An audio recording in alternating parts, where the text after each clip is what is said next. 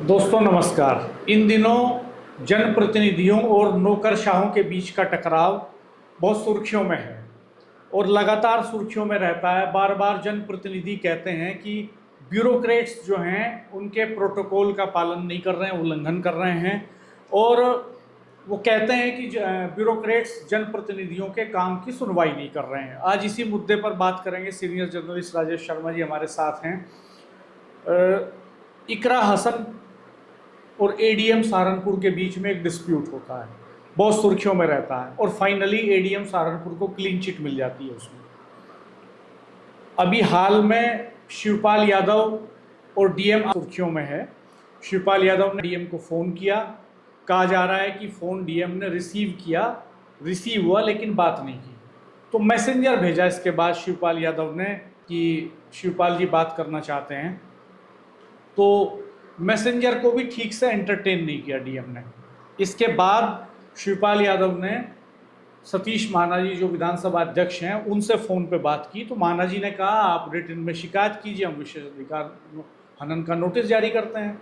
तो शिवपाल यादव ने रिटन में शिकायत कर दी विधानसभा अध्यक्ष से और उन्होंने विशेषाधिकार हनन नोटिस में तलब कर लिया डीएम को। और बताया जा रहा है कि उसके बाद डीएम ने फ़ोन करके शिवपाल यादव जी से माफ़ी मांगी इसके लिए। तो ये इकरा हसन के प्रकरण में क्यों नहीं हुआ? डॉक्टर साहब, चूँकि शिवपाल यादव जी वो पुराने नेता हैं और इकरा हसन की जहाँ तक बात है वो पहली बार मेंबर ऑफ पार्लियामेंट बनी है। और जब पहली बार मेंबर ऑफ पार्लियामेंट बनो या पहली बार विधायक बनो तो एक उत्साह भी होता है और लगातार भीड़ के बीच रहती हैं। जहाँ तक इकरा हसन जी का मामला है तो चूँकि उनकी फॉलोइंग भी बहुत है, लगातार लोग उनके साथ रहते हैं और सोशल मीडिया में बहुत चलता है। एक सबसे बड़ी दिक्कत ये थी कि कहीं ना कहीं जब उनके सामने मामला आया कि एडीएम ने उनकी बात नहीं सुनी तो वो सीधे एडीएम के दफ्तर पहुंच गई।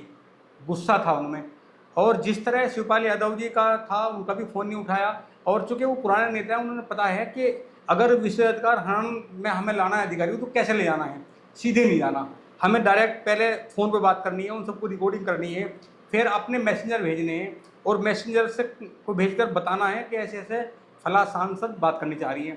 अगर तब भी फ़ोन ना उठाए या कोई रेस्पॉन्स ना मिले तो उसके बाद तरीका ये है कि जो उनके सीनियर ऑफिसर्स हैं ज़िले में उनसे शिकायत की जाए। वहाँ से भी रेस्पॉन्स ना मिले तो फिर जहाँ तक विधायकों का मामला तो उनके लिए विधानसभा अध्यक्ष होते हैं और अगर लोकसभा का मामला है तो उनके लिए लोकसभा अध्यक्ष होते हैं। तो उन्हें लोकसभा अध्यक्ष की शिकायत करनी चाहिए। मुझे लग रहा है कि वो खुद चली गई, उन्होंने लोकसभा अध्यक्ष की शिकायत नहीं की और बताया नहीं कि उनके साथ इस तरह घटना हुई है। ये तमाम सोशल मीडिया में और मीडिया में चलता रहा। जहाँ शिकायत होनी थी विशेषाधिकार की हनन की वहाँ शिकायत नहीं हो पाई। दरअसल मैंने इस विषय पे एक बार कई पुराने विधायकों से बात की जो इस समय विधायक नहीं है, कई बार विधायक रहे। हमने कहा कि किस तरह का प्रोटोकॉल एक विधायक का होता है, क्या करना चाहिए। मैं एक दिन बात कर रहा था छपरोली से 5 बार के एमएलए चौधरी नरेंद्र सिंह जी से। तो उन्होंने कहा कि जब मैं पहली बार एमएलए चुना गया तो चौधरी चरण सिंह ने मुझे बुलाया और बुला के कहा कि तुम्हें पता है एमएलए का प्रोटोकॉल क्या होता है।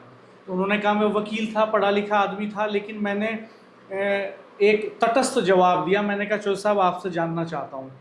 तो बोले चौधरी साहब ने मुझे बताया कि तुम्हारा प्रोटोकॉल क्या होता है, किससे कैसे मिलना है। उन्होंने कहा कभी थाने नहीं जाना है तुम्हें। और उन्होंने कहा कि उन्होंने सिखाया कि कैसे आपको एंटरटेन करना है, कैसे कौन अधिकारी आपको एंटरटेन करेगा, कहाँ आप क्या कर सकते हैं। तो दरअसल प्रोसीजर ये है कि अगर कोई जनप्रतिनिधि किसी ब्यूरोक्रेट से मिलना चाहता है तो वो पहले टाइम फिक्स कराएगा अपने लिए, मैसेज करा के उसका पीए फ़ोन करेगा, बात करेगा अधिकारी से और कहेगा कि साहब विधायक जी या सांसद जी आपसे मिलना चाहते हैं तो टाइम बताइए।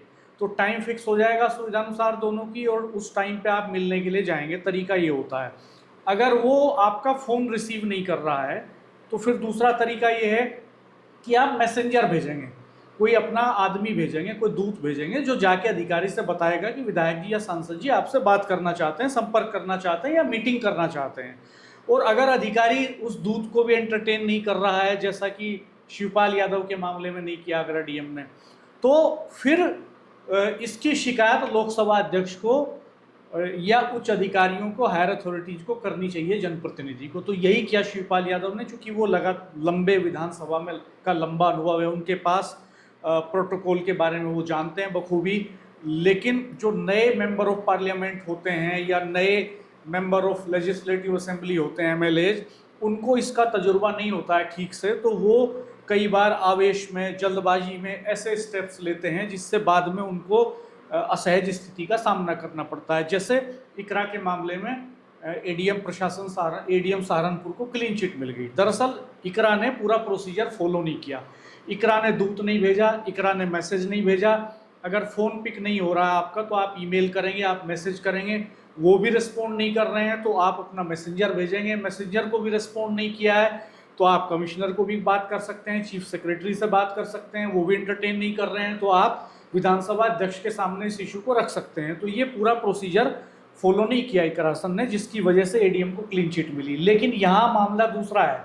शिवपाल यादव के मामले में इसलिए डीएम फंस गई कि वहाँ शिवपाल यादव ने पूरा प्रोसीजर फॉलो किया।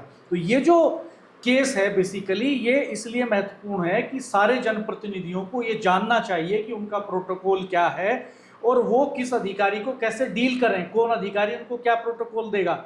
और दूसरी महत्वपूर्ण बात ये है कि ये जो ब्यूरोक्रेसी का और नेताओं का जो नाता है, इसके बारे में पार्टियों को भी अपने नए जनप्रतिनिधियों को सिखाने की व्यवस्था करनी चाहिए। ये तो जिम्मेदारी पार्टियों की भी है ना। चौधरी चरण सिंह ने चौधरी नरेंद्र सिंह को बुला के पूछा ना कि तुम छपरोली के एमएलए हो, जहाँ से मैं विधायक बना और मुख्यमंत्री बना, वहाँ से तुम चुने गए हो, तो तुम जानते हो प्रोटोकॉल क्या होगा, तो सिखाया उन्होंने। तो ऐसे ही आज ना वो परंपरा बची राजनीतिक दलों में कि ट्रेनिंग हो नए नेताओं की, और ना नेताओं में उतना पढ़ने लिखने का कल्चर बचा कि वो खुद से इसको जाने और सीखें। इसलिए मुझे लगता है कि इकरा के केस में इकरा को डिफीट खानी पड़ी और शिवपाल यादव जो है एक स्टेप आगे चले। डॉक्टर साहब, हम दोनों तरफ की अगर बात करें वर्तमान परिवेश में, चाहे जनप्रतिनिधि चाहे अधिकारी, इसलिए अगर हम 2 दशक की बात करें, 2 दशक में बहुत अंतर आ गया। 2 दशक में अब क्या हुआ कि जो जनप्रतिनिधि हैं, चाहे वो विधायक हों, चाहे वो एमएलसी हो, चाहे वो राज्यसभा सांसद हो, चाहे लोकसभा के सांसद हो, जैसे ही वो शपथ लेते हैं तो उन्हें लगता है कि अब हम जो है जनप्रतिनिधि हो गए। लेकिन असली जनप्रतिनिधि वो होता है जो तमाम कायदे कानून बहुत बारीकी से जानता है। पहले क्या होता था, आपसे 2 दशक पहले, कि तमाम जो कुछ शपथ लेता था तो जो पुराने विधायक होते थे, पुराने सांसद होते थे, वो उनसे बात करते थे, उनसे बहुत सारा सीखने का प्रयास करते थे। लेकिन अब क्या है कि ना तो सीखने का प्रयास करते, दूसरा क्या है कि आज के अधिकारियों में और अब से 2 दशक पहले के अधिकारियों में बहुत अंतर आया है। जो उस समय अधिकारी होते थे वो बहुत सम्मान करते थे। आज हम देख रहे हैं, मैं तो वर्तमान की अगर बात करूं, आज हम देख रहे हैं कि अगर किसी भी डिपार्टमेंट में कोई विधायक जाता है, सत्ता के जाते हैं तो वो खड़े हो जाते हैं, कोई बात नहीं। जैसे ही विपक्ष का विधायक जाता है तो बात तो सुनते हैं लेकिन इग्नोर करते हैं। और मैं लगातार देख रहा हूँ यहाँ पूरे उत्तर प्रदेश की स्थिति है कि कम से कम जब कोई क्राइम का मामला होता है तो विपक्ष के सांसद की कोई बात सुनता ही तक नहीं है। नहीं, ये आरोप तो सत्ता पक्ष के लोग भी लगाते हैं। लोनी में हमने देखा नंदकिशोर गुर्जर सत्ता पक्ष के एमएलए, उनको धरने में बैठना पड़ा पुलिस के अधिकारियों के खिलाफ। संजीव बालियान जो उनके सांसद रहे, 2 बार के मंत्री रहे, वो उनको ये कहना पड़ा कि पुलिस सुन नहीं रही है, पुलिस प्रॉपर्टी डीलिंग कर रही है और पुलिस लूट कर रही है। और हाल में हमने देखा कि सुभाषपा ओम प्रकाश राजभर की पार्टी के एक कार्यकर्ता को, तो वो जनप्रतिनिधि नहीं थे हालांकि, एक कार्यकर्ता को तो पीटा उन्होंने पुलिस वालों ने।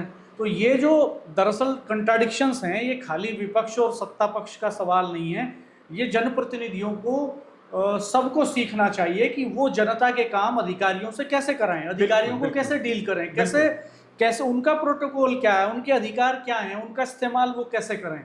आवेश में या जल्दबाजी में या अनुभवहीनता में कदम उठाने के बजाय अगर वो गंभीरता से सवाल उठाएं और प्रोसीजर को फॉलो करें तो मुझे लगता है उसका इम्पैक्ट होगा। शिवपाल यादव के मामले में विधानसभा अध्यक्ष महाना जी ने नोटिस जारी किया ना, तो वो इकरा के मामले में लोकसभा अध्यक्ष भी कर सकते थे अगर प्रोसीजर फॉलो किया होता इकरा ने। तो दोस्तों, आप किस तरह से इस पूरे प्रकरण को देखते हैं, कमेंट बॉक्स में ज़रूर बताइएगा कि ये जो जनप्रतिनिधियों का और ब्यूरोक्रेट्स का टकराव है, इसकी परिणति क्या हो सकती है और इसका समाधान क्या है। हमारे चैनल को देखते रहिए, सब्सक्राइब कीजिए, बेल आइकन प्रेस कर दीजिए, नोटिफिकेशन ऑन कर दीजिएगा। धन्यवाद, नमस्कार।